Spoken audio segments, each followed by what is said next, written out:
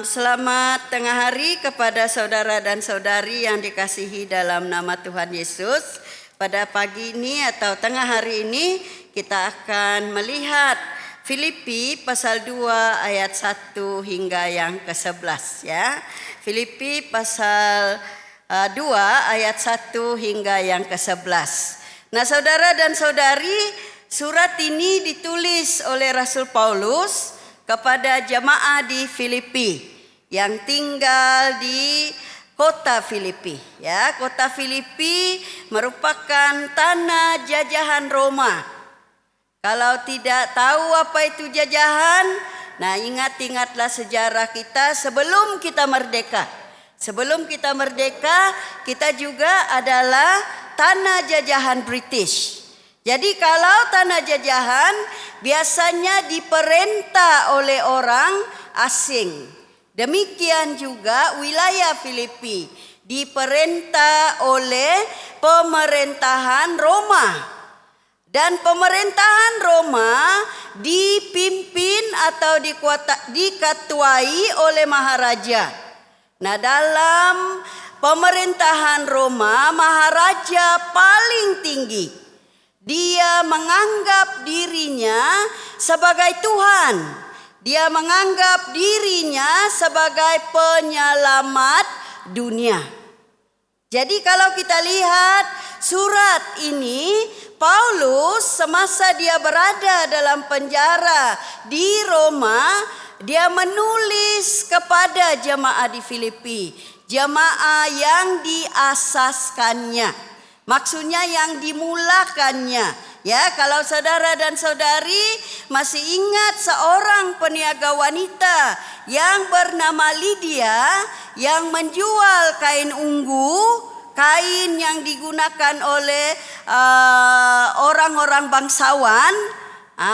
Lydia dan keluarganya adalah jemaah pertama di kota Filipi. Ya, yang dianggap sebagai jemaah pertama di Eropa. Karena kedudukan Filipi yang menghubungkan Asia Kecil dengan Eropa. Jadi Paulus dia mengingatkan kepada jemaah di Filipi. Kalau kita lihat di dalam pasal 1 ayat 27 hingga 30, inilah sebabnya Paulus menulis pasal kedua dan seterusnya, di mana dia memanggil supaya jemaah Filipi bersatu dalam Kristus. Nah, ada dua masalah dalam jemaah di Filipi. Masalah yang pertama, masalah luaran, yaitu cabaran pemerintahan. Memandangkan Filipi adalah tanah jajahan Roma, maharaja menganggap dirinya sebagai Tuhan dan sebagai penyelamat, lalu banyak upacara penyembahan, menyembah kepada maharaja. Ya, jadi orang memanggil maharaja itu sebagai Tuhan. Mereka menganggap dia sebagai penyelamat.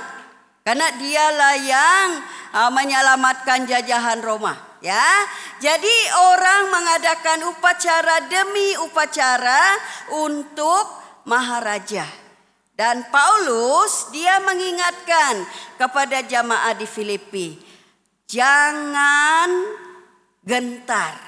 Kalau kita baca dari pasal 1 ayat 27 hingga 30, saya boleh ringkaskan, dia kata berdiri teguh dalam iman kamu. Berdiri teguh dalam iman kamu. Bagaimana kamu boleh berdiri teguh dan bersatu? Dia kata belajarlah daripada Tuhan Yesus yang merendahkan hatinya di antara satu dengan yang lain. Jadi untuk menghadapi masalah atau cabaran pemerintahan Roma, jemaah Filipi dipanggil untuk bersatu dalam Kristus, untuk berdiri teguh di dalam iman mereka. Bagaimana mau bersatu?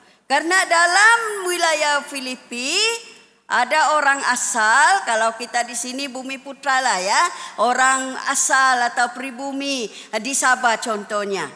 Jadi di Filipi juga ada orang asal, ada orang Roma dan ada orang Yunani. Dan mereka mempunyai budaya dan latar belakang keagamaan yang berbeza-beza. Jadi banyak pengaruh penyembahan dewa dewi. Tetapi Paulus kata berdiri teguh dalam iman kamu.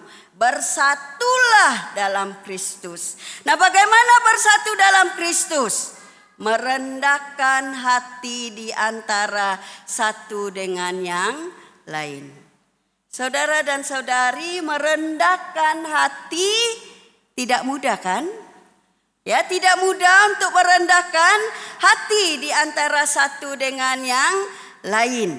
Tetapi inilah rahasianya menurut Paulus. Kalau kamu mau memelihara dan mempertahankan kesatuan, pupuklah sikap merendahkan hati di antara satu dengan yang lain.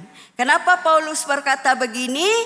Karena dalam jemaah Filipi ramai yang suka memegahkan diri mereka, yang menganggap diri mereka lebih penting, yang menganggap diri mereka lebih tinggi, yang menganggap diri mereka lebih pandai, yang menganggap diri mereka lebih daripada orang lain.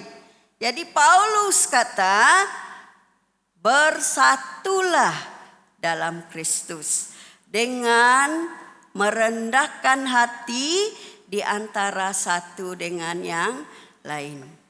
Seorang ahli teologi Kristen yang bernama C.S. Lewis berkata, ini terjemahan saya ya, kerendahan hati yang sebenar bukan meremehkan diri sendiri, tetapi kurang memikirkan tentang diri sendiri. Dalam arti kata yang lain, kerendahan hati yang sebenar tidak mementingkan atau mengutamakan diri sendiri, tetapi memperhatikan kepentingan orang lain. Ini yang dikatakan oleh C.S. Lewis. Dan kita melihat ini dalam pribadi Yesus.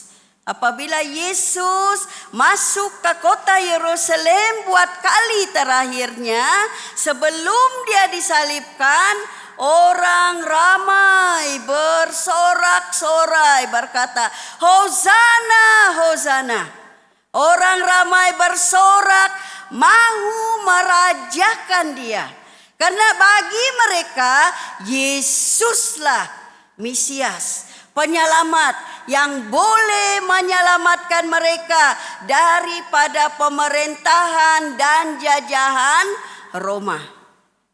Seorang raja atau maharaja biasanya menunggang kuda.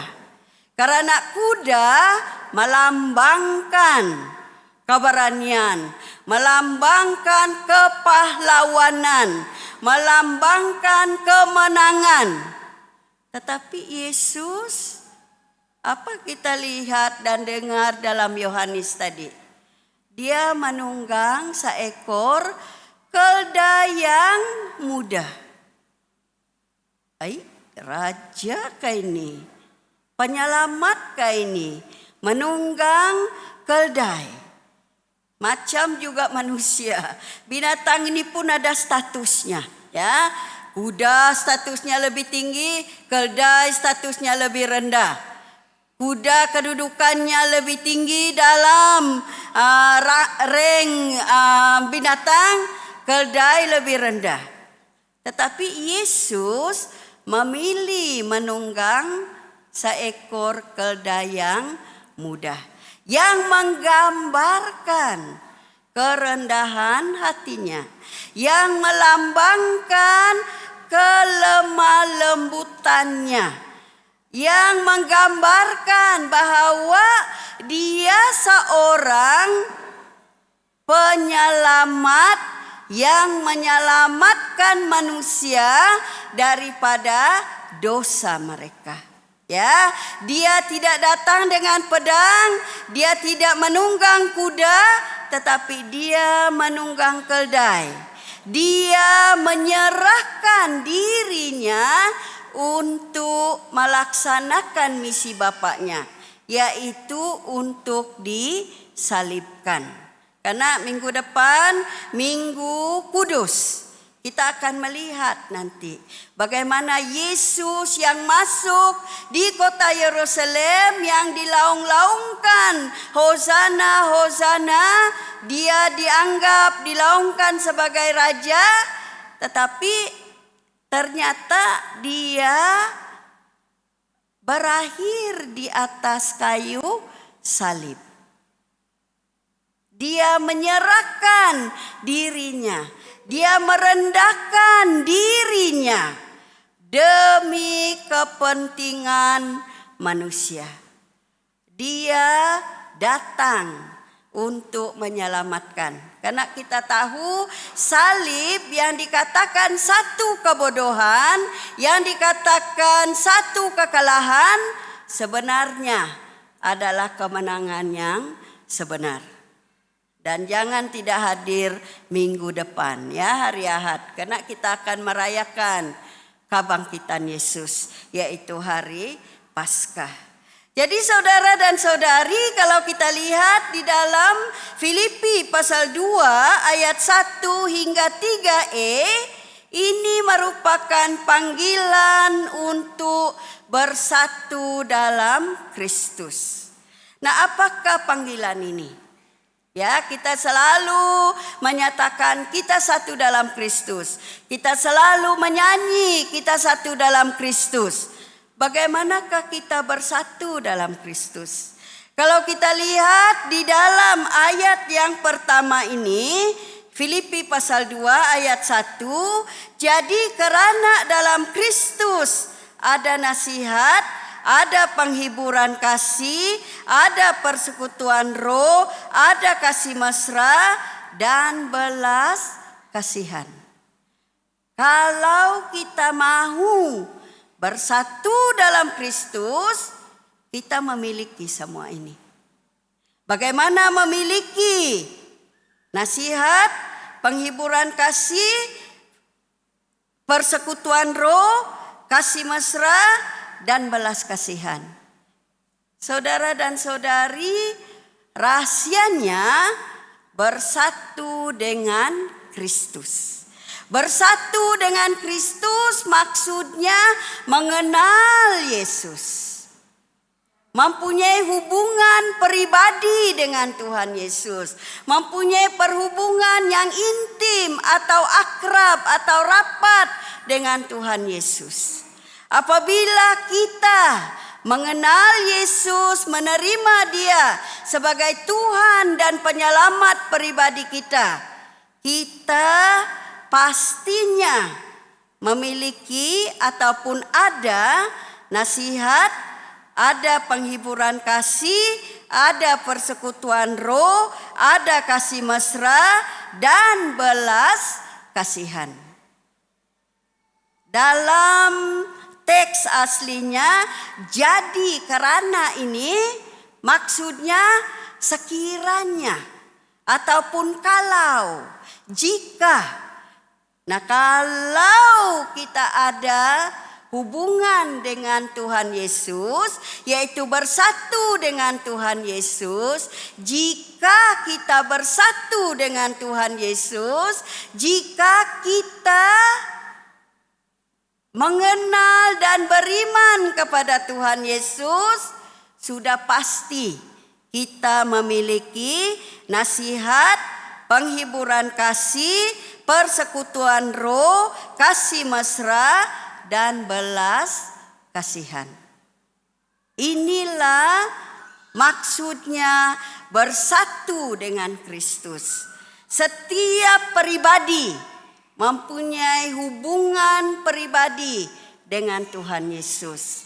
Kalau mau bersatu dalam Kristus, pastikan kita masing-masing mempunyai perhubungan pribadi dengan Tuhan Yesus. Pastikan kita bersatu dengan Tuhan Yesus.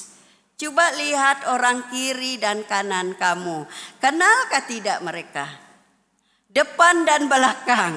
Mungkin ada yang datang dengan keluarga atau kawan, pasti kenal lah kan? Tapi yang mungkin datang duduk di mana ada tempat kosong, mungkin dia tidak berapa kenal. Tapi saya berharap saudara dan saudari sudah kenal Tuhan Yesus. Saya berharap dan berdoa setiap kita di sini bersatu dengan Kristus. Karena inilah prinsip utama kalau kita mau bersatu dalam Kristus. Bersatu dengan Kristus dan bersatu dalam Kristus. Dengan dan dalam ya, dua kata hubung yang lebih kurang sama dan saling berkaitan. Bersatu dengan Kristus dan bersatu dalam Kristus merupakan asas realiti keselamatan kita. Apabila kita bersatu dengan Yesus, kita diberi jaminan diselamatkan.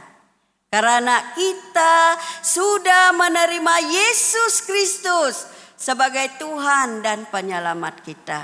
Dan inilah kesatuan kita dengan Yesus yang memungkinkan kita bersatu dalam Kristus. Yaitu kesatuan kita dalam Kristus menjadikan kita satu dalam Kristus. Saya biasanya memanggil saudara dan saudari dalam Kristus. Ada yang tidak ada mengena dengan saya dari segi persaudaraan. Tetapi istimewanya bersatu dengan Kristus, kita bersatu dan bersaudara dengan semua orang yang sudah bersatu dengan Kristus. Luar biasa kan?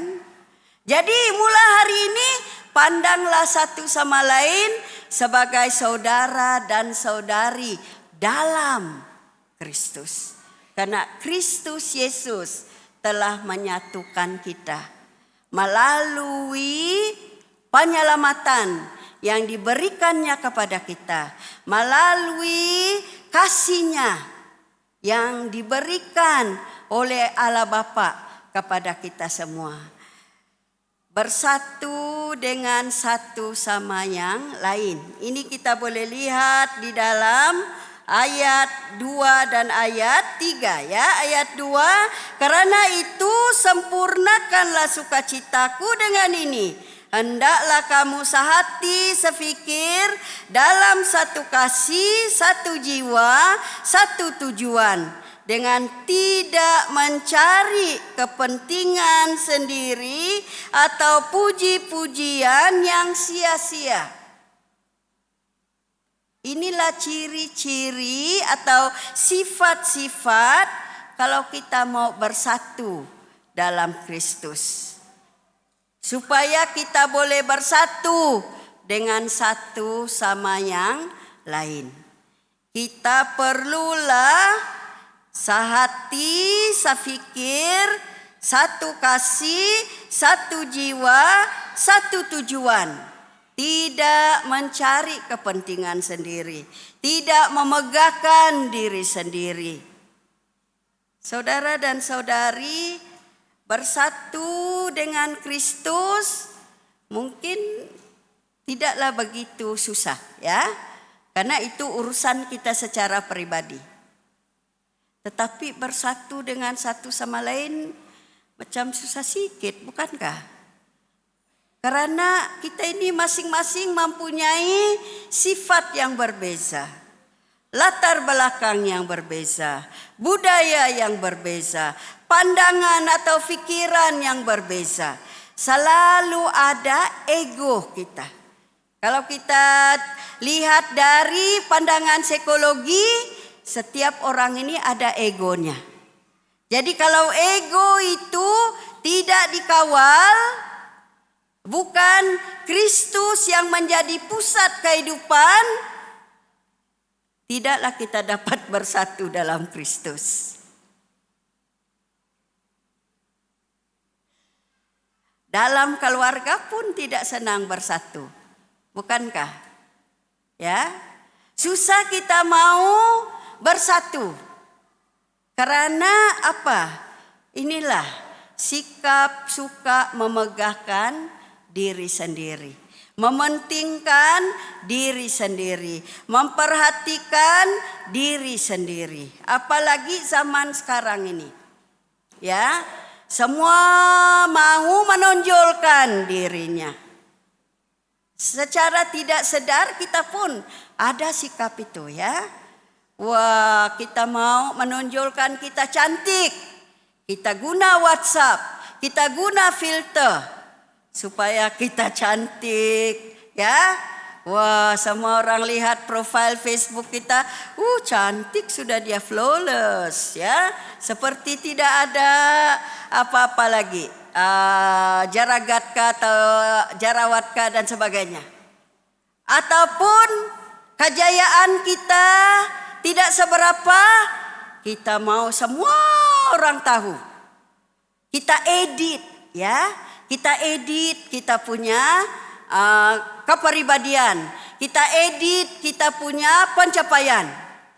Supaya kita yang menonjol.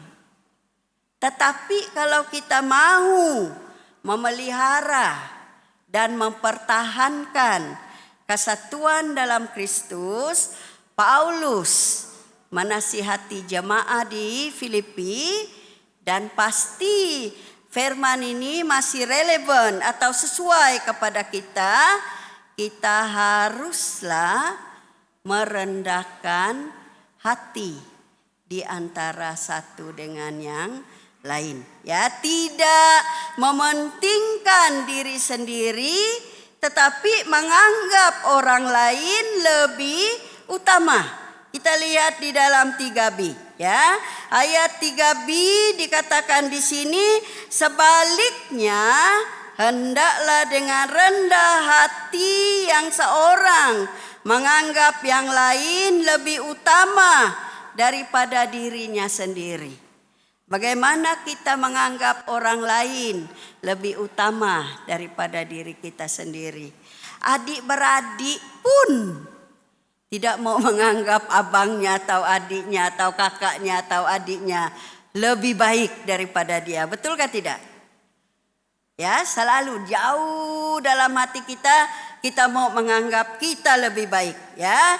Tapi di sini dikatakan hendaklah dengan rendah hati yang seorang menganggap yang lain lebih utama dari dirinya sendiri. Ayat 4, dan janganlah tiap-tiap orang hanya memperhatikan kepentingannya sendiri, tetapi kepentingan orang lain juga. Dan 5e, hendaklah kamu dalam hidupmu bersama menaruh pikiran dan perasaan yang terdapat juga dalam Kristus Yesus.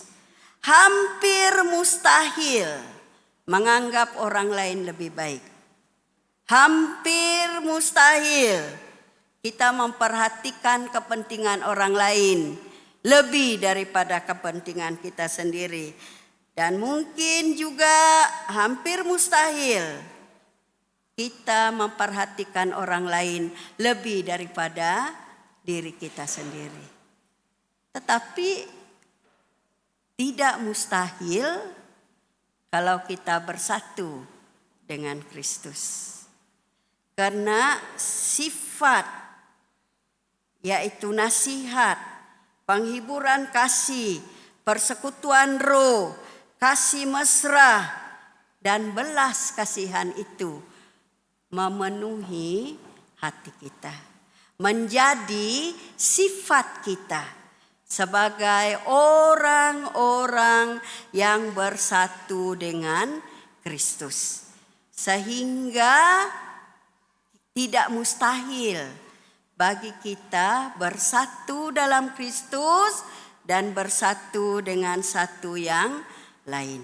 Karena Paulus kata, kita lihat ayat 5 ini, hendaklah hidupmu bersama menaruh pikiran dan perasaan yang terdapat juga dalam Kristus Yesus. Maksudnya kalau hidup kita yang sudah bersatu dengan Kristus Yesus dipusatkan atau berpusatkan, berlandaskan kepada Yesus Kristus, Dialah yang memungkinkan kita bersatu di dalam Dia dan bersatu antara satu dengan yang lain. Jadi coba kita tanya diri sendiri, apakah keegoan kita? Apakah sesuatu yang susah kita mau lepaskan? Saudara dan saudari, serahkan kepada Yesus. Dia yang mengubah kita. Dekatkan diri kita dengan Dia. Bersatulah dengan Dia.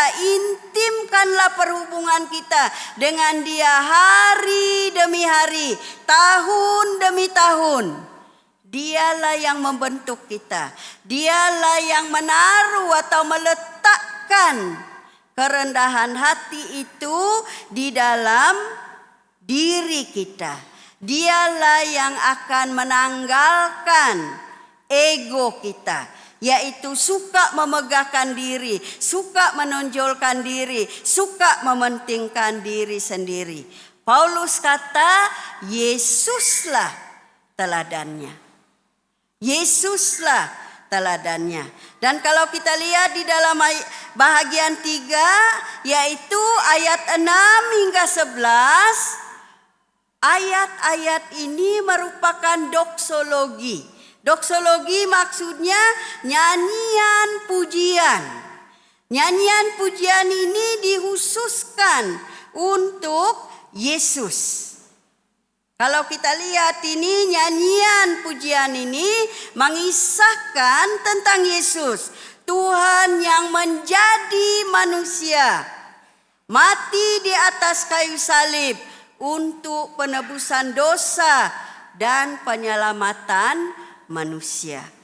Lalu Dia ditinggikan dan diangkat sebagai Raja atas segala raja. Allah mengisytiharkan bahwa Dialah Tuhan dan Penyelamat. Nah, saudara dan saudari, mari kita lihat ayat 6 hingga ayat 11. Karena dalam seluruh surat Filipi, kalau kamu lupa yang lain, jangan lupa beberapa ayat ini. Karena ayat inilah teras surat Filipi. Ayat-ayat inilah ayat-ayat yang paling penting dalam surat Filipi. Mari kita baca bersama-sama ya. Dan yang walaupun dalam rupa Allah tidak menganggap kesetaraan dengan Allah itu sebagai milik yang harus dipertahankan, melainkan telah mengosongkan dirinya sendiri dan mengambil rupa seorang hamba dan menjadi sama dengan manusia. Dan dalam keadaan sebagai manusia, Ia telah merendahkan dirinya dan taat sampai mati, bahkan sampai mati di kayu salib. Itulah sebabnya Allah sangat meninggikan Dia dan mengeruniakan kepadanya nama di atas segala nama, supaya yang ada di langit dan yang ada di atas bumi dan yang ada di bawah bumi dan segala lidah mengaku Yesus Kristus adalah Tuhan, bagi kemuliaan Allah Bapa. Kalau kita melihat doksologi atau nyanyian pujian untuk Kristus ini, kita melihat sifat merendahkan hati Yesus yang perlu kita teladani kalau kita mau bersatu dalam Kristus, bersatu antara satu dengan yang lain. Kita lihat bahwa Yesus dalam rupa Allah, dia sendiri Tuhan, tetapi tidak mempertahankan kesetaraannya atau kesamaannya dengan Allah. Dia tunduk dan patuh dan taat sepenuhnya kepada Allah Bapa untuk melaksanakan misi yang diberikan kepada dia, yaitu menebus dan menyelamatkan manusia daripada dosa. Dia menjadi manusia, dia mengosongkan dirinya dan mengambil rupa hamba. Tidak senang orang tinggi turun ke bawah. Tahun lalu mantan agung kita menjelajah Borneo Dia mau bersama dengan rakyat. Kagum juga saya. Dia pergi ke kawasan-kawasan, bukan di kota raya sahaja, tetapi juga di kampung-kampung. Dan dia makan bersama, menari bersama, berjenaka bersama dengan rakyat. Tetapi dia tetap agung kan? Itu tidak menjadikan dia tidak agung lagi. Nah kalau kita lihat itu, begini pula Yesus yang tinggal di antara manusia, menjadi manusia. Tapi bezanya agung, dia tetap agung dan tinggal di hotel. Saya pikir dia tidak tinggal di rumah panjang atau dia tidak tinggal di sulap-sulap di kampung. Tidak kan? Dia pasti tinggal di hotel 5 bintang. Keretanya pun luar biasa juga Makanan dia makan bubur lambuk dengan rakyat, tapi pasti ada makanan istana juga dihidangkan kepada mereka. Tapi Yesus berbeza. Dia betul-betul tinggal di antara manusia. Bukan itu saja, dia mengambil rupa hamba. Mengambil rupa hamba ini kita boleh merujuk kepada penyalibannya. Apabila dia disalibkan, ini satu penghinaan besar. Paling hina, cara kematian paling hina, cara kematian terkutuk.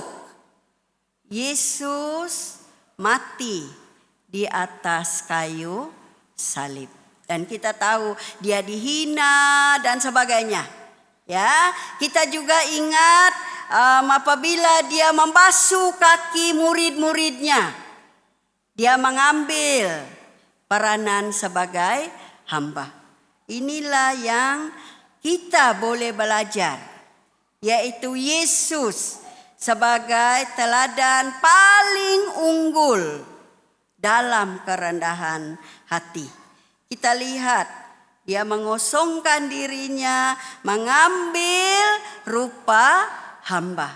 Dia tidak memegahkan dirinya bahwa dia Tuhan, bahwa dia datang dari kemuliaan surga, tapi dia benar-benar hidup di antara manusia. Bezanya dia tidak berdosa. Dia mengambil rupa hamba, tetapi dia tidak berdosa. Dan apa kita lihat? Dia ditinggikan oleh Allah dan dikurniakan nama di atas segala nama. Kalau kita lihat atau ingat kembali konteks kota Filipi sebagai tanah jajahan Roma. Maharaja dipanggil Tuhan. Dipanggil Tuhan, ya. Siapa jadi maharaja diberi penghormatan tinggi, disembah, ada upacara-upacara penyembahan maharaja. Tetapi kalau kita lihat di sini, Allah meninggikan Tuhan Yesus dan mengurniakan nama di atas segala nama. Berarti lebih tinggi daripada Maharaja Roma. Lebih tinggi kalau konteks hari ini dari nama Putin, pemimpin Rusia. Lebih tinggi daripada Ismail Haniyeh, pemimpin Hamas. Dia lebih tinggi dari Presiden Amerika Syarikat. Dia lebih tinggi dari Perdana Menteri Britain. Allah mengurniakan dia nama atas segala nama. Karena dia sudah begitu taat dan patuh sampai mati kepada misi yang diberikan oleh Allah kepada dia untuk menyelamatkan manusia. Yesus diistiharkan, dialah Tuhan bagi kemuliaan Allah Bapa.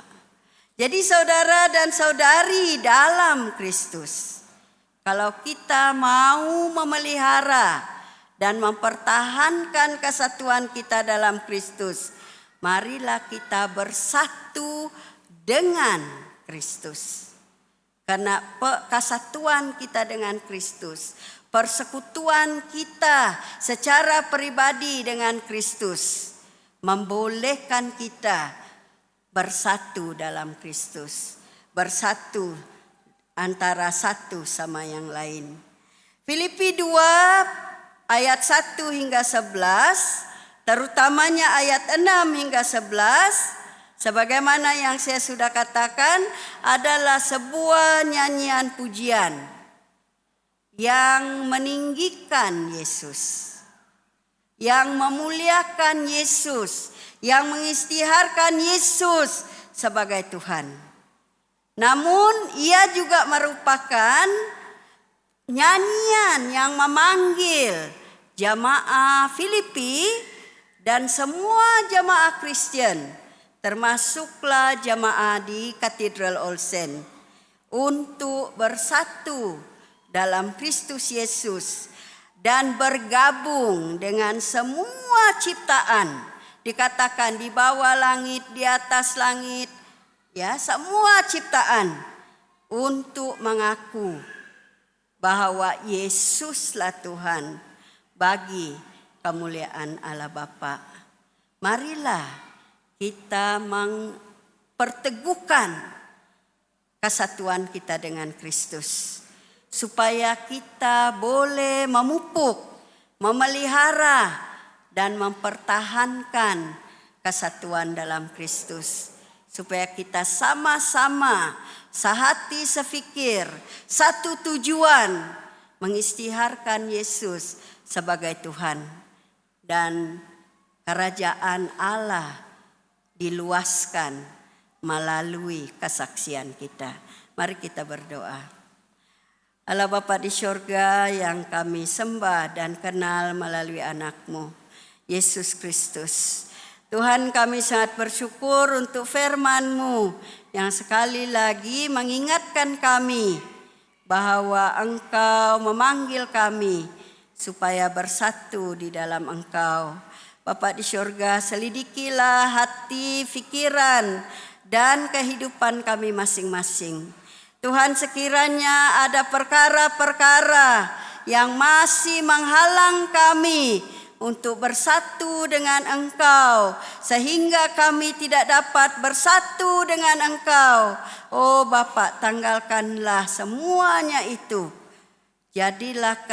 Jadikanlah kami satu dalam Kristus, supaya kami sebagai pengikut-pengikut Kristus menjadi saksi-saksimu di muka bumi ini, supaya nama Yesus, nama atas segala nama, akan diakui oleh semua ciptaan sebagai Tuhan dan penyelamat, supaya semua bangsa akan mengaku Dia sebagai Tuhan dan penyelamat. Terima kasih Tuhan. Dalam nama Yesus kami berdoa dan mengucap syukur. Amin.